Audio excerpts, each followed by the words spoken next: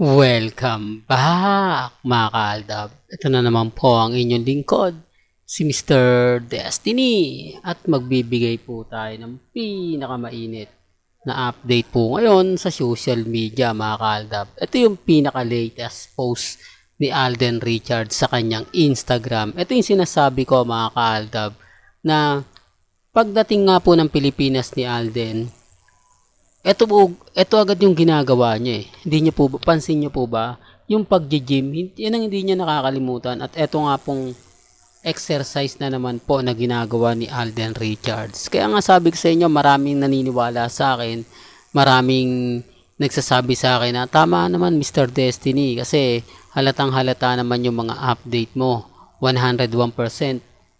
Totoo, di po ba? Galit lang po sila kasi basag po sila sa atin. Affected lang po sila kasi nga po nababasag natin yung mga ina-update nila. Sabi ko nga po sa inyo, kailan nga po ba huling nag-gym si Alden Richards? Di po ba January 18? Oh. Tapos ngayon, February 18, almost 1 month. Di po ba na ginawa niya to? Kaya sabi ko po sa inyo mga kaldab, imposible po na hindi mag-gym o magpapalaki ng katawan si Alden Richards. Kita nyo naman po yung katawan niya at kung ikukumpara ngayon, di po ba, medyo tumaba nga po talaga ng gusto si Alden Richards, di po ba, yung sinasabi ng iba kapag ka bumabiyahe ka nga po raw sa ibang bansa, papayat ka dahil nga po hindi komportable yung klima, di po ba, para sa'yo. Pero dito mga kaaldab, kita nyo naman po, exercise agad si Alden Richards pagdating niya dito po sa Pilipinas. Kaya nga po sabi sa inyo, February 14 po talaga dumating si Alden. Sabay po sila ni Mengay na nagpakita nga po sa 8 Bulaga. At si Alden Richards sa Stardust. Kaya nga po ito, mas marami po pa po mga photos ang nakuha po natin. Di po ba? Ebidensya at resibo lang po yan. Na totoong kapag nandyan si Alden Richards, hindi po siya kumbaga makakaligtas, yung tipong huli agad-agad siya, lalo na po ng mga taong nag-aantay at sumusuporta po sa kanya. Sabi ko nga po sa inyo, kampante lang, di po ba? Wag po kayong papadala, wag po kayong papa-apekto, lalo na nga po kapag ang pinag-uusapan natin ang real life couple, di po ba? Kaya ang sabi ko sa inyo, relax lang sa mga nagsasabi na hindi, fake news ka Mr. Destiny. Wala naman pong problema yun. Ang problema lang po itong mga taong nagsasabi na puro fake news lang daw po ang alam ko, puro ano lang daw po yung ganap ko. Ngayon kayo na po bahala mag-react, kayo na po bahala mag-komento. Ang importante lang po sa akin mga kaaldab, maging updated, di po ba? Kung ano po yung mga nababasa nila, napapanood, napapakinggan, relax lang po kayo. Sa dami ng ebidensya at resibo na nakukuha po natin sa social media, sa dami po ng mga update na inahatid ko, talaga naman pong mapapaisip po sila.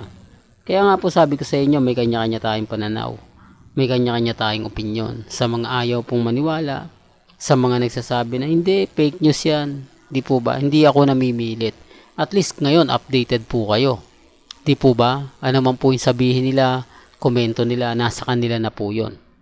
Pero bago natin simulan itong napakagandang update natin, kung bago ka lang sa channel na to at isa kang true-blooded Aldab Nation na nagmamahal kina Mengay at Isoy, tama po ang channel na pinuntahan mo, kaya consider na po kita ang bagong subscriber. At huwag mo kalimutang i-share ang mga video po natin sa mga mommies, sa mga titas at sa mga senyor. Remind ko lang po sa mga nagsasabi ng ganito, nagsasabi ng ganon, kampante lang po kayo, maging matatag, lalong-lalo na nga po sa mga taong dumadaan at bumibisita po sa channel ni Mr. Destiny. Sa ngayon mga kaaldab, lagi ko naman sinasabi sa inyo, lagi ko naman binibigay yung update na maging kampante lang po kayo, maging relax, di po ba? Sa dami ng ebidensya at resibo na ibabato po natin, ipapakita, eto na po. Kaya nga po sabi ko sa inyo sila, may update nga po ba si Mengay ngayon sa Instagram? May update po ba ngayon si Congressman sa Instagram? Hindi po ba wala? Kaya nga po tayo binabantayan. Yung kamalian ko ang hinahanap po nila. Naghahanap sila ng kumbaga update. Di po ba na wala naman po silang maipakita. Sabi ko nga po sa inyo dito po sa channel ni Mr. Destiny, kung ano lang naman po ang latest, kung ano lang naman po ang trending, dun lang po tayo. Sa mga Alden fanatics, alam ko naman po na karamihan po sa mga nagbibigay ng mga update, post sa Instagram, sa Twitter, talagang kumbaga 101%. Di po ba? Kaya nga po ako natutuwa sa mga galit na galit at dumadaan sa channel natin. Pinipilit po nila tayong basagin. Wala naman pong problema. Gaya po ng pananaw na sinasabi ko at opinyon, may kanya-kanya po tayong reaksyon. May kanya-kanya po tayong panlasa na syempre may magugustuhan ka, may hindi. Hindi po ba kung yung panlasa nga po nila ay umaayon sa update ko, okay, kakampi sila. May mga bagay-bagay nga po na sinasabi nga po ng iba, naku, napaghahalataan daw po kung Alden fanatics, di po ba?